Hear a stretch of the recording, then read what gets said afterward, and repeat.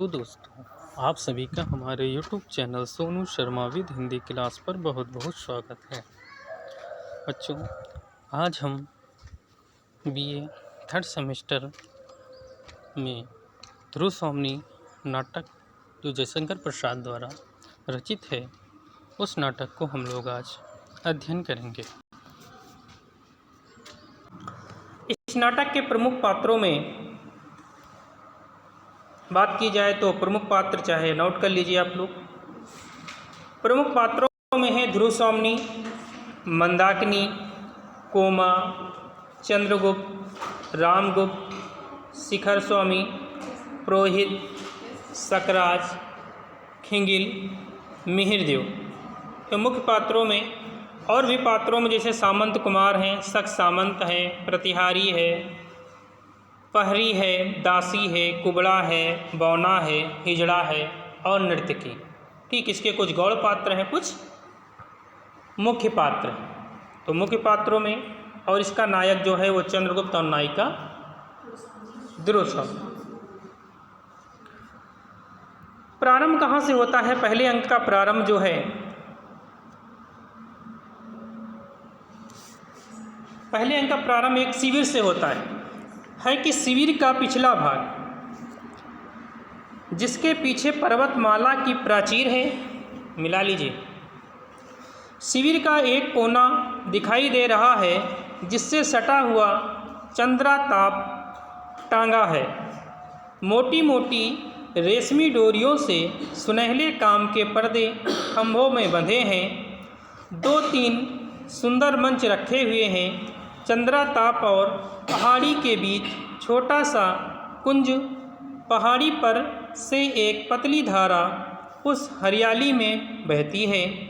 झरने के पास शिलाओं से चिपकी हुई लताओं की डालियां पवन में हिल रही हैं।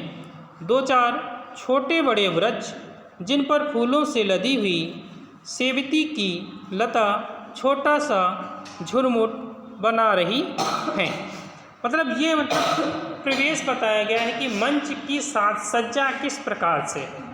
ये परिवेश बताया जा रहा है कि कहाँ की बात है। शिविर का पिछला भाग था, पर्वतमाला के प्राचीर वहाँ से दिख रहे थे। एक कोना दिखाया गया है, चंद्राताप जहाँ पर टंगा हुआ है।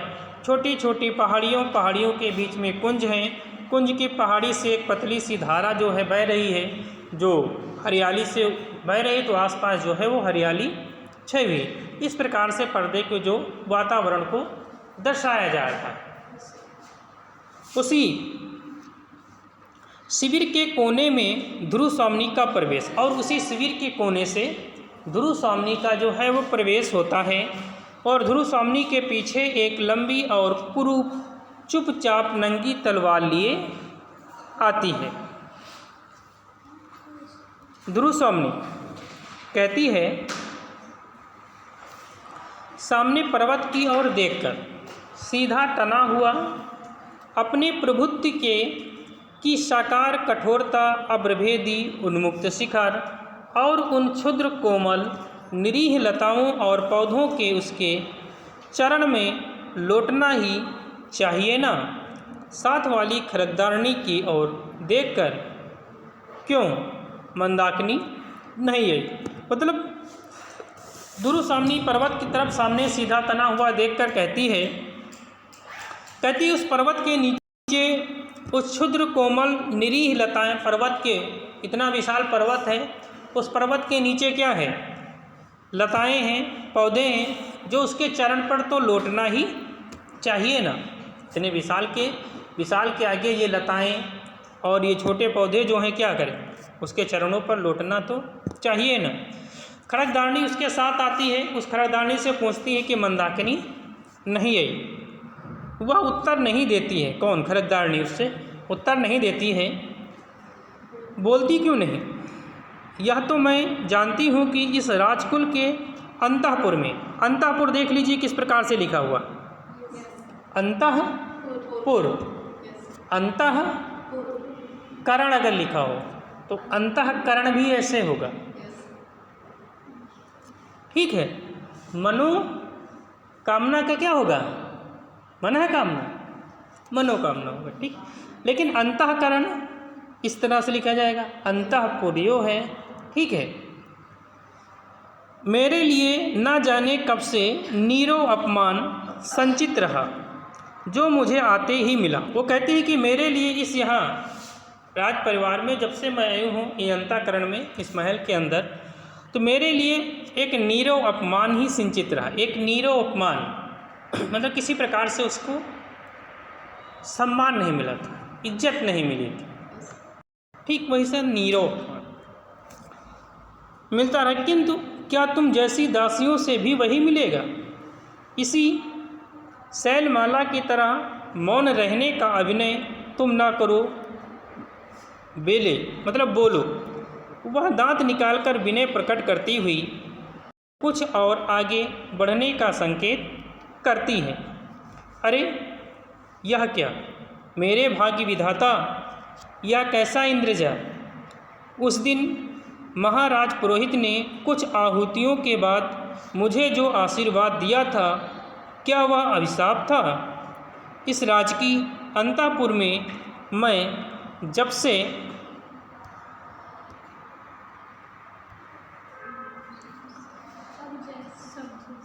सब जैसे एक रहस्य छिपाए हुए चलते हैं। वो कहती है कि इस राजकीय अंतःपुर में सब जैसे एक रहस्य छिपाए हुए चलते हैं। खड़गधारणी से बात करती हैं, वो भी बात नहीं, सबके अंदर कोई ना कोई रहस्य है, बोलते हैं और मौन हो जाते हैं। खड़गधारणी विवशता और भय का अभिनय करती हुई आगे बढ़ने का संकेत करती है। तो क्या तुम मूक हो? तुम कुछ बोल ना सको, मेरी बातों का उत्तर भी ना दो, इसलिए तुम मेरी सेवा में नियुक्त की गई हो, असहाय है। इस राजकुल में एक भी संपूर्ण मनुष्यता के दर्शन नहीं मिलेगा क्या? ठीक, ये भी पंक्ति इंपॉर्टेंट है। अगर एक ही पंक्ति पूछना चाहेगा तो ये पूछ सकता है कि इस राजकुल में एक भी संपूर्ण मनुष्यता का निदर्शन नहीं मिलेगा क्या? ये बात कौन कह रही? ध्रुवस्वामिनी कह रही, और पहले अंक की ये बात है। ठीक, जिधर देखो कुबड़े, बौने, हिजड़े, गूंगे और बहरे। चिढ़ती हुई ध्रुवस्वामिनी आगे बढ़कर झरने के किनारे बैठ जाती है। खड़गधारणी भी इधर उधर देखकर ध्रुवस्वामिनी के पैरों के समीप बैठती है। खड़गधारणी क्या कहती है कि साशंक चारों ओर देखे। ठीक, शंका से वो चारों तरफ देखती है, तब कहती है कि देवी, प्रत्येक स्थान और समय बोलने के योग्य नहीं होते। कभी कभी मौन रह जाना बुरी बात नहीं है।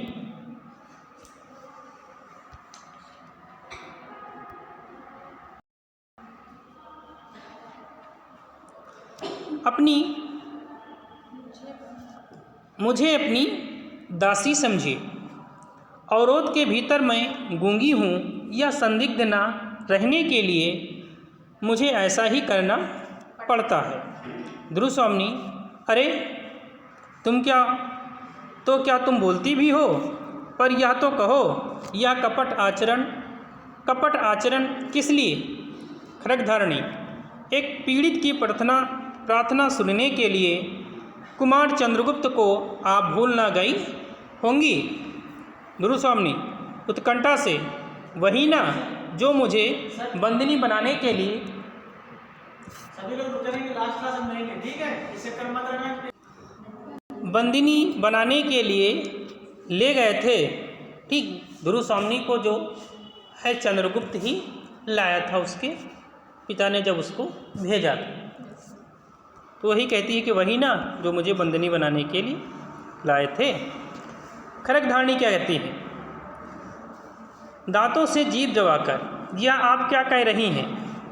उनको तो स्वयं अपने भीषण भविष्य का पता नहीं, प्रत्येक क्षण उनके प्राणों पर संदेह करता है। उन्होंने पूछा है कि मेरा क्या अपराध है? ध्रुवस्वामिनी उदासी की मुस्कुराहट के साथ, अपराध मैं क्या बताऊं? तो क्या कुमार भी बंदी हैं? खड़गधारणी, कुछ वैसे ही है देवी। राजा अधिराज से कहकर क्या आप उनका कुछ उपकार कर सकेंगी? ध्रुवस्वामिनी, भला मैं क्या कर सकूंगी? मैं तो अपने ही प्राणों का मूल्य नहीं समझ पाती। मुझ पर राजा का जितना अनुग्रह है यह भी मैं आज तक न जान सकी।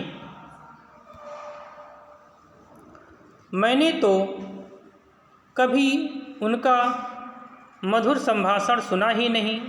विलासियों के साथ मदिरा में उन्मुक्त उन्हें अपने आनंद से अवकाश कहा। रामगुप्त जो था उसने कहा ध्रुव सामने कभी राजा से हमसे मुलाकात ही नहीं, उनकी बात ही को नहीं सुना, क्योंकि या तो विलासियों के साथ या फिर मदिरा पीकर पड़े रहते हैं। खड्गधारणी तब तो अदृष्ट ही कुमार के जीवन का सहायक होगा। उन्होंने पिता को दिया हुआ सत्व और राज्य का अधिकार तो छोड़ ही दिया, उनके साथ अपनी एक अमूल्य निधि भी।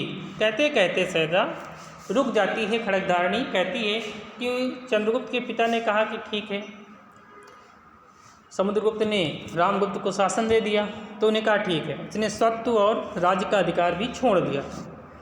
ध्रुव स्वामी अपनी अमूल्य निधि वह क्या? खड्गधारणी यह अत्यंत गुप्त है देवी,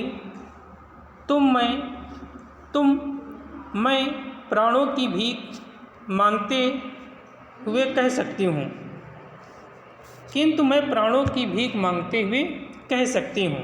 ध्रुव स्वामी सोचकर तो जाने दो, छिपी हुई बातों से मैं घबरा उठी हूँ। हाँ, मैंने उन्हें देखा था, वह निभृ प्राची का बाल अरुदय। प्राची मतलब प्राची पूरब दिशा, ठीक। निभृ प्राची का बाल अरुदय, जैसे पूरब में छोटा सूर्योदय होता है, मतलब जब सूर्य उदय होता है, वही प्राची मतलब पूर्व दिशा की ओर। आह, राजवृक्ष सबको पीसता है, पिसने दो, हम निसहायों को और दुर्बलों को पिसने दो। मतलब राजवृक्ष सबको पीसता है, ये बात ध्रुव स्वामी कहती है। पिसने दो, हम निसहायों को दुर्बलों को पिसने दो। खड्गधारणी देवी, ये बहुत महत्वपूर्ण पंक्ति है। ये पंक्ति है खड्गधारणी की, अंडरलाइन कर लीजिए, व्याख्या के लिए बहुत अच्छी आएगी। खड्गधारणी कहती है देवी, वह बल्लरी जो झरने के समीप पहाड़ी पर चढ़ी है,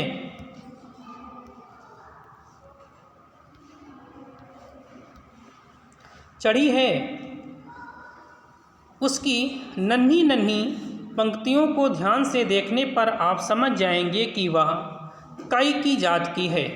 प्राणों की क्षमता बढ़ जाने पर वही कई जो बिछलन बनकर गिरा सकती है, जब दूसरों के ऊपर चढ़ने का आलम्बन बन गई है। मतलब वह कई, ठीक, कभी बिछलन बनकर दूसरों को गिरा सकती है, लेकिन वही जो किसी का सहारा लेकर चढ़ना चाहती है, लेकिन एक दिन क्या वह बिछलन बनकर जब उसके प्राणों की क्षमता बढ़ जाती है, तो वही कई जो है वो बिछलन बनकर जो दूसरे को गिरा देती है, जो आज सहारा मांग रही है। ठीक, ये बात जो है ध्रुव स्वामी कहती है, किससे? खड्गधारणी ध्रुव स्वामी से कहती है। ठीक, फिर ध्रुव स्वामी कहती है आकाश की ओर देखकर, वह बहुत दूर की बात है। आह, कितनी कठोरता है। मनुष्य के हृदय में देवता को हटाकर राक्षस कहाँ से घुस आता है। ये भी पंक्ति बहुत इंपॉर्टेंट है कि मनुष्य के हृदय में देवता को हटाकर राक्षस कहाँ घुस आता है। कुमार की स्निग्ध, सरल और सुंदर मूर्ति को देखकर कोई भी प्रेम से पुलकित हो सकता है, किंतु उन्हीं का भय आश्चर्य। ये बात ध्रुव स्वामी चंद्रगुप्त के लिए कहती है कि जहाँ चंद्रगुप्त सरल है, सुंदर है, स्निग्ध है, सबसे प्रेम करने वाला है, वह उनका भाई रामगुप्त कैसा है?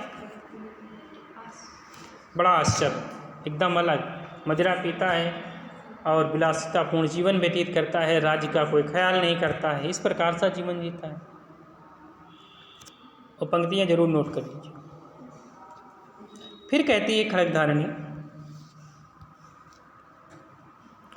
कुमार को इतने में ही संतोष होगा कि उन्हें कोई विश्वासपूर्वक स्मरण कर लेता है। रही अभ्युदय की बात, सो तो उनको अपने बाहुबल और भाग्य पर ही विश्वास है। ध्रुव स्वामी, किंतु उन्हें कोई ऐसा साहस का काम न करना चाहिए जिससे उनकी स्थिति और भी भयानक हो जाए। खड्गधारणी खड़ी होती है। अच्छा तो अब तू जा और अपने मौन संकेत से किसी दासी को यहाँ भेज दे, मैं अभी यहाँ बैठना चाहती हूँ।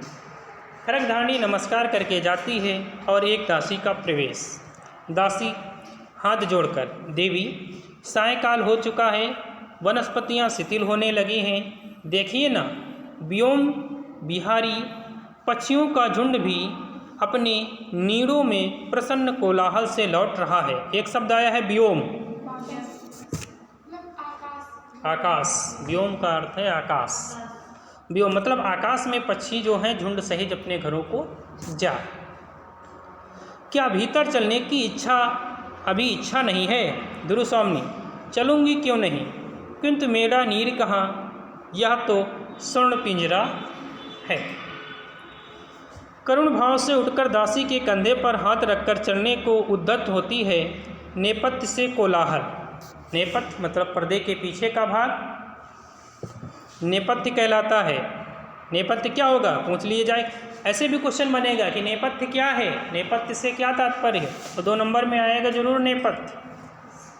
पर्दे के पीछे का भाग नेपथ्य कहलाता है, जहाँ पर पात्र जो हैं साथ सज्जा करते हैं। अब वहाँ जहाँ पात्र साथ सज्जा के लिए होते हैं उसको बोलते हैं यवनिका व जवनिका। जवनिका ना लिखा हो तो जवनिका लिखा हो, वैसे यवनिका है, ठीक है। उसको पर्दे के पीछे के भाग नेपथ्य क्या है, पर्दे के पीछे के भाग को नेपथ्य कहा जाता है, ठीक। जवनिका क्या है, जहाँ पर पात्र नाटक के कलाकार या पात्र जो हैं चरित्र चित्रण तैयार होते हैं, अपनी साज सज्जा करते हैं, उसको यवनिका व जवनिका कहते हैं। और पीछे का भाग 2 भागों में विभाजित होता है। एक जगह साज सज्जा के लिए तैयार होते हैं, एक जगह आवाज़ निकालने वाली गोली बारूद की आवाज़, ठीक है। ये नहाने के लिए पीछे एक भाग होता है, वो भी एक भाग, वो पीछे ही नेपथ्य का भाग ही कहलाता है, ठीक है। ये बात है नेपथ्य। नेपथ्य मतलब पर्दे के पीछे जो है वो कोलाहल होता है। ना समझ में आए तो जब राम आते हैं तो बजता नहीं घंटा, ठन ठन ठन ठन ठन ठन ठन ठन मंच पर, तो वो नेपथ्य से आवाज़ की जाती है। महादेवी कहाँ हैं, उन्हें कौन बुलाने गए हैं, ये बात नेपथ्य के पीछे से आवाज़ आती है। दुरुस्वामिनी, हाँ हैं, या उतावली कैसी? प्रतिहारी प्रवेश करके घबराहट से, भट्टारा किधर आए हैं क्या? दुरुस्वामिनी से पूछते हैं। दुरुस्वामिनी व्यंग से मुकराते हुए, मेरे आंचल में तो छिपे नहीं हैं, देखो किसी कुंज में ढूंढो। दुरुस्वामिनी ये व्यंग्यपूर्वक कहती। प्रतिहारी साभ्रम से, अरे महादेवी क्षमा कीजिए, युद्ध संबंधी एक आवश्यक संवाद देने के लिए महाराज को खोजती हुई मैं इधर आ गई हूँ।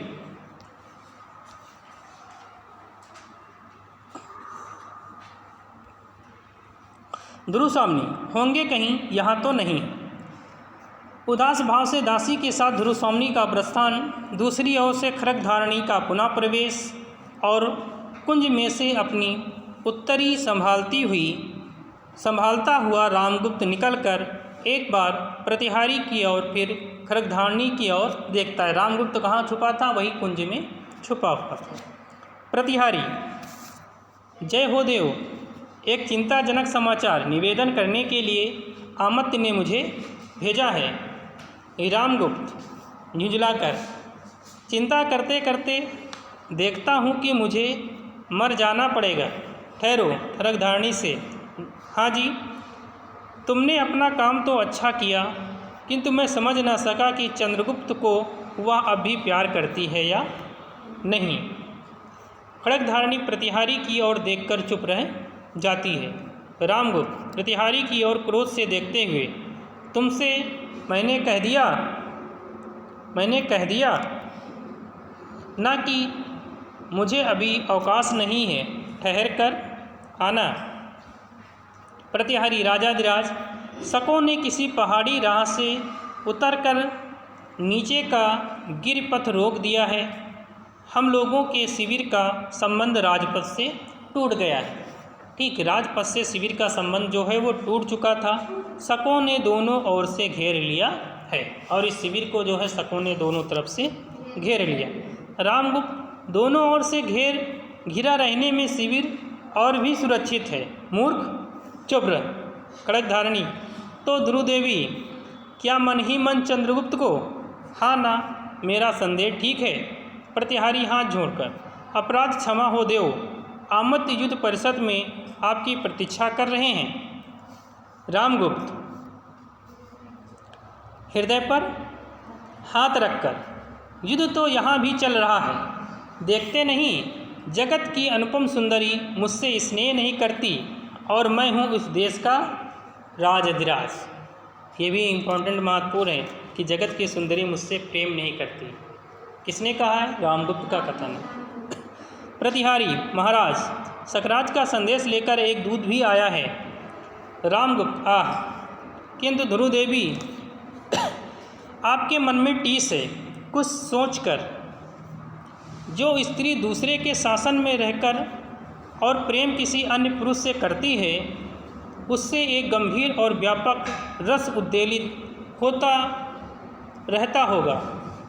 वही तो नहीं जो चंद्रगुप्त से प्रेम करेगी, वह स्त्री ना जाने कब चोट कर बैठे, भीतर भीतर ना जाने कितने कुचक्र घूमने लगेंगे। खड्गधारणी से, सुना ना, ध्रुवदेवी से कह देना चाहिए कि वह मुझे और मुझसे ही प्यार करे, केवल महादेवी बन जाना ठीक नहीं।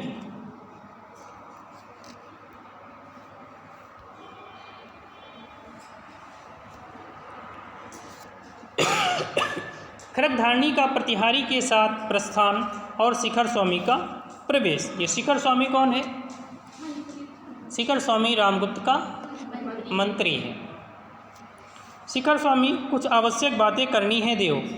रामगुप्त, चिंता से उंगली हिलाते हुए, जैसे आपने अपने आप से बात कर रहा हो। ध्रुव देवी को लेकर क्या साम्राज्य से भी हाथ धोना पड़ेगा? नहीं तो फिर कुछ सोचने लगता है। ठीक है, जो सहसा मेरे राजदंड ग्रहण कर लेने से पुरोहित, अमात्य और सेनापति लोग छिपा हुआ विद्रोह भाव रखते हैं। शिखर से ना, केवल एक तुम ही मेरे विश्वास पात्र हो, समझा ना। यहाँ गिरपथ सब झगड़ों का अंतिम निर्णय करेगा, क्योंकि अमात्य जिसकी भुजाओं में बल ना हो, उसके मस्तिष्क में तो कुछ होना चाहिए। ये बात भी अमात्य ने कही, अगर तुम्हारी भुजाओं में बल ना हो तो तुम्हारा मस्तिष्क अच्छा होना चाहिए। मस्तिष्क में तुम्हारी सोच ठीक होनी चाहिए, भुजाओं में बल हो या ना हो। शिखर स्वामी, एक पत्र लेकर, पहले इसे पढ़ लीजिए। रामगुप्त पत्र पढ़ते पढ़ते जैसे आश्चर्य से चौंक उठता है। चौंकिए मत, यह घटना इतनी आकस्मिक है कि कुछ सोचने का अवसर नहीं मिला। रामगुप्त, ठहर कर, तो ऐसे ही, किंतु एक बार ही मेरे प्रतिकूल भी नहीं, मुझे इसकी संभावना पहले भी थी। शिखर स्वामी आश्चर्य से, तब तो महाराज ने अवश्य ही कुछ सोच लिया होगा। मेघ सांकुल आकाश की तरह जिसका भविष्य गिरा हो, उसकी बुद्धि को तो बिजली के समान चमकना ही चाहिए। ये भी महा इम्पोर्टेंट लगाइए, समझ लीजिए, व्याख्या पेपर में छपी है। ठीक है, कहा कि जिसका मेघ संकुल आकाश की तरह जिसका भविष्य घिरा हो। जिस प्रकार आकाश में बादल घिरे रहते हैं, मेघ संकुल आकाश की तरह जिसका भविष्य गिरा हो, उसकी बुद्धि को तो बिजली के समान चमकना ही चाहिए। तो जो संकटों की तरफ से आदमी घिरा हो, तो उसकी बुद्धि क्या हो? वो बिजली की तरह उसकी बुद्धि चलनी चाहिए, उसमें चमक होनी चाहिए, मतलब तुरंत सोचे और तुरंत निर्णय ले। रामगुप्त, शशांक, कह दूं? सोच तो हाँ मैंने, परंतु क्या तुम उसका समर्थन करोगे? शिखर स्वामी, यदि नीति युक्त हुआ तो अवश्य समर्थन करूँगा। सबके विरुद्ध जाने पर भी स्वर्गीय आर्य समुद्रगुप्त की आज्ञा के प्रतिकूल मैंने ही आपको समर्थन किया था। नीति सिद्धांत के आधार पर ज्येष्ठ पुत्र को डांट डांट करके छोड़ दिया गया है। तो शिखर स्वामी यही कहा था, सब लोग चाहते हैं कि चंद्रगुप्त को राजा बनाया जाए, लेकिन मैंने ज्येष्ठ पुत्र के आधार पर समुद्रगुप्त से कहा कि ज्येष्ठ पुत्र होते हुए दूसरा छोटा पुत्र कैसे राज तिलक करेगा, राजा बनेगा। तो कहा तब तो हम तुम्हारे साथ थे, अब तो ये छोटी सी बात है, तुम कह दो। तो क्या कहता है रामगुप्त समुद्रगुप्त तो शिखर स्वामी से, बात काट कर, या तो मैं जानता हूँ, किंतु इस समय जो प्रश्न सामने आ गया है उस पर विचार करना चाहिए। यह तुम जानते हो कि मेरी इस विजय यात्रा का कोई गुप्त उद्देश्य है, उसकी सफलता भी सामने दिखाई पड़ रही है। हाँ, थोड़ा सा साहस चाहिए। शिखर स्वामी, वह क्या? रामगुप्त, शकदूत संधि के लिए जो प्रमाण चाहता हो उसे अस्वीकार न करना चाहिए। ऐसा करने में इस संकट के बहाने जितनी विरोधी प्रकृति है उन सबका हम लोग सहज में ही हटा सकेंगे। कहा कि शकराज के दूत ने जो भी शर्त रखी उस शर्त को मान लिया जाए, उस शर्त को ठुकराया ना जाए। शिखर स्वामी, भविष्य के लिए चाहे अच्छा हो, किंतु इस समय तो हमको बहुत से विघ्नों का सामना करना पड़ेगा। रामगुप्त हंसकर, तब तुम्हारी बुद्धि कब काम में आवेगी? और हाँ, चंद्रगुप्त के मनोभाव का कुछ पता लगा? शिखर स्वामी, कोई नई बात तो नहीं। रामगुप्त, मैं देखता हूँ कि मुझे पहले अपने अंतापुर के ही विद्रोह का दमन करना होगा। निश्वास लेकर, मतलब एक बड़ी सी सांस लेता है। ध्रुव देवी के हृदय में चंद्रगुप्त की आकांक्षा धीरे धीरे जग रही है। शिखर स्वामी, यह संभव नहीं, किंतु महाराज इस समय आपको दूत से साक्षात करके उपस्थित राजनीति पर ध्यान देना चाहिए। यह एक विचित्र बात है कि प्रबल पक्ष संधि के लिए संदेश भेजे हैं। रामगुप्त, चाहे विचित्र हो चाहे सचित, आमत तुम्हारी राजनीतिज्ञता इसी में है कि भीतर और बाहर के सब शत्रु एक ही चाल में प्रस्तुत हों तो चले। दोनों का प्रस्थान मंदाकिनी का शशांक भाव से प्रवेश। मंदाकिनी चारों ओर देखकर, भयानक समस्या है। मूर्खों ने स्वार्थ के लिए साम्राज्य के गौरव को सर्वनाश करने का निश्चय कर लिया है। सच है, वीरता जब भागती है तब उसके पैरों से राजनीतिक चल छंद की धूल उड़ती है। नोट कर लो, दो में से ये तीसरी पंक्ति है जो आएगी व्याख्या के लिए। 3 में से एक पैराग्राफ है। कुमार चंद्रगुप्त, यह सब समाचार शीघ्र ही मिलना चाहिए। गूंगी के अभिनय में महादेवी के हृदय का आवरण तनिक सा हटा है, किंतु वह थोड़ा सा स्निग्ध भाव भी कुमार के लिए कम महत्व नहीं रखती। कुमार चंद्रगुप्त कितना समर्पण है उसमें। एक और उसका बड़ा भाई रामगुप्त कपटचारी। अब रामगुप्त की विशेषताएं बताई जा रही। रामगुप्त की विशेषताएं पूछेगा तो यही लिखना है कि रामगुप्त कैसा है, कपटाचारी है। रामगुप्त जी करता है कि उस कुलसित वातावरण से कहीं दूर विस्मृति में अपने को छिपा दूं, पर मंदा मुझे विधाता ने क्यों बनाया सोचने लगती है। नहीं, मुझे हृदय कठोर करके अपना कर्तव्य करने के लिए यहाँ रुकना होगा, न्याय का प्रबल पक्ष ग्रहण करना होगा। ये बात कहती है मंदाकिनी। ठीक, ये व्याख्या बहुत महत्वपूर्ण है, ऊपर वाली, और बहुत बार पूछी गई। और एक गीत गाती, उससे महत्वपूर्ण ये गीत है कि पहले अंक का प्रथम गीत कौन गाती है? मंदाकिनी गाती है। क्या कहते हैं कि यह कसक भरे आंसू सहजा बनकर विनम्र अभिनय मुझे मेरा अस्तित्व बता रह जा। बन प्रेम झलक कोने कोने कोने अपनी नीरव गाता कह जा। करुणा बन दुखिया वसुधा पर शीतलता फैलाता बह जा। ये गीत गाती है मंदाकिनी। और प्रथम अंक का पहला गीत मंदाकिनी द्वारा गाया जाता है। ठीक। जाती है ध्रुवस्वामिनी का उदास भाव से धीरे धीरे प्रवेश, पीछे एक परिचारिका पान का डिब्बा और दूसरी चावल लिए आती है। ध्रुवस्वामिनी एक मंच पर बैठकर अधरों पर उंगली रखकर कुछ सोचने लगती है और चमर धारणी चमर डुलाने लगती है। चमर मतलब वो पंखा जो है उसको बोलते हैं चमर। ध्रुवस्वामिनी दूसरी परिचारिका से, हाँ क्या कहा? शिखर स्वामी कुछ कहना चाहते हैं? कह दो, कल सुनूंगी, आज नहीं। परिचारिका, जैसी आज्ञा। मैं तो कह आया कि आमत्य से कल महादेवी बात करेंगी। ध्रुवस्वामिनी, कुछ सोच कर ठहरो तो।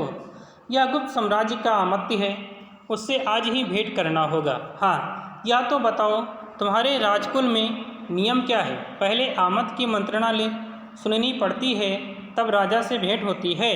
परिचारिका, दांतों से जीत जाओगा, ऐसा नियम तो मैंने नहीं सुना।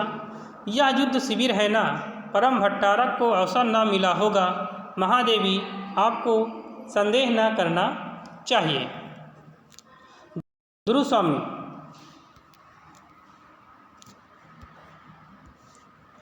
परिचारिका, क्षमा कीजिए, इसके लिए तो पहले आमत्य से पूछना होगा।